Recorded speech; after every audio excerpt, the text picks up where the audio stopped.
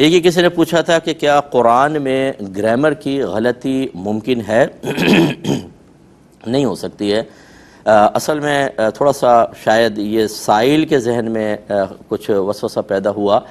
اصل یہ ہوتا ہے کہ دیکھیں گرامر جو مارز وجود میں آتی ہے، جب ہم عربک گرامر کو جمع کرتے ہیں تو ہم اس کے لیے بطور دلیل قرآن، حدیث، پھر اہل اللسان کا کلام، حتیٰ کہ دیہاتی جو لوگ تھے، عرابی صحابی جو تھے، عرابی لوگ تھے، چاہے وہ صحابی ہوں چاہے غیر صحابی، چونکہ ان کا کلام بڑا فصیح و بلیغ تھا اور وہ بڑی فصیح عربک بولتے تھے، تو بعض اوقات گرامر کے ثبوت کے لیے ان کے اقوال کو بطور دلیل پیش کیا جاتا ہے۔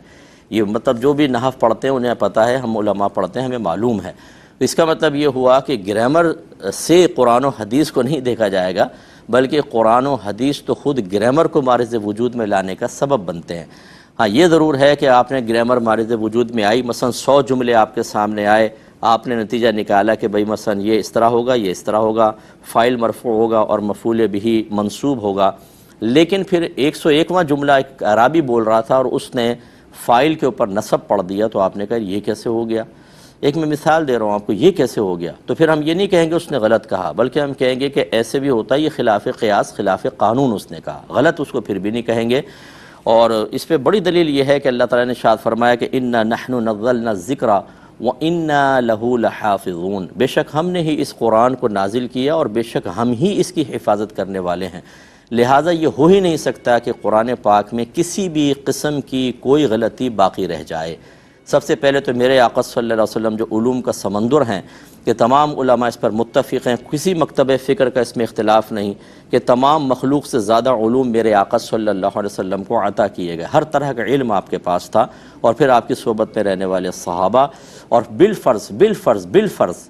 بالفرض نبی کریم کی توجہ نہ رہی تو وہ قرآن کے نزول کا زمانہ تھا، فوراً اللہ تعالیٰ کی طرف سے وحی نازل ہو جاتی کہ اس کو ٹھیک کیجئے، یہ الہام فرمایا جاتا ہے، جیسے کہ بہت سارے امور میں ہے۔ ایک دفعہ نبی کریم صلی اللہ علیہ وسلم نالین پہن کے چونکہ نماز پڑھاتے تھے، پڑھا رہے تھے، تو درمیان نماز میں سرکار نے اپنے نالین اتار دیں، صحابہ نے بھی اتار دیں۔ سرکار نے بعد میں پوچھا کہ تم نے ایسا کیوں کیا؟ عرض کی آپ کو نماز میں ایسا کرتا دیکھا تو ہم نے بھی کر لیا۔ رحمت کونین صلی اللہ علیہ وسلم نے ارشاد فرمایا کہ ابھی جبرائیل میرے پاس آئے تھے، انہوں نے بتایا کہ آپ کی نالین میں کچھ گندگی لگی ہوئی ہے، مثلا گوبر وغیرہ لگا ہوا ہے، تو آپ اس کو اتار دیں، تو میں نے اس لیے اتار دیا۔ جو رب اپنے حبیب کریم صلی اللہ علیہ وسلم کی نالین میں لگے ہوئے معاملات کو دوران نماز اس کی تصحیح کے لیے جبریل امین کو بھیج دیں، تو آپ سوچئے کہ قرآن جیسے عظیم کتاب جس نے آخر تک رہنا تھا، اس کے اندر یہ کیسے ہو سکتا ہے کہ غلطی ہو جائے اور پھر وہ باقی بھی رہے؟ تو اس کو غلطی نہیں کہتے، اس کو کہتے ہیں خلاف قیاس یا خلاف قانون استعمال، کہ اس کو غلط کبھی بھی اہل لسان کے استعمال کو کبھی بھی نہیں کہیں گے، اور نہ قرآن کو۔ اللہ تبارک و تعالیٰ نے قرآن کی حفاظت کا خود وعدہ فرمایا، لہٰذا اس میں کوئی تبدیلی، کوئی خرابی ہو ہی نہیں سکتی ہے، بلکہ خدا نہ خواستہ اگر کوئی باقاعدہ عقیدہ یہ رکھے کہ قرآن میں غلطی ہو سکتی ہے، یہ تو اس نے اپنے مذہب کو کمزور کر دیا، کیونکہ اب تو غیر مسلمین کو کہنے کا موقع ملے گا کہ تمہارے قرآن میں غلطیاں ہیں۔ اس کا مطلب یہ قرآن جب ایک غلطی تمہارے اپنا کوئی آدمی کہتا ہے تو پھر دوسرے تو بدرجہ اولا وہ کہیں گے اور بھی خرابیاں ہو سکتی ہیں، تو لہٰذا ایسی کوئی بات نہ کہی جائے۔ اور قرآن پاک بالکل زبردست قسم کے فصیح و بلیغ کلام ہیں، اور یہ ایسا کلام خود سوچئے کہ اگر اس میں کوئی غلطی رہ جاتی تو اس زمانے کے کافر جو تھے وہ خاموش رہتے؟ وہ تو ڈھونڈ رہے تھے کوئی چیز کہ کسی بھی طریقے سے اسلام کے اوپر اٹیک کرنے کا موقع ملے،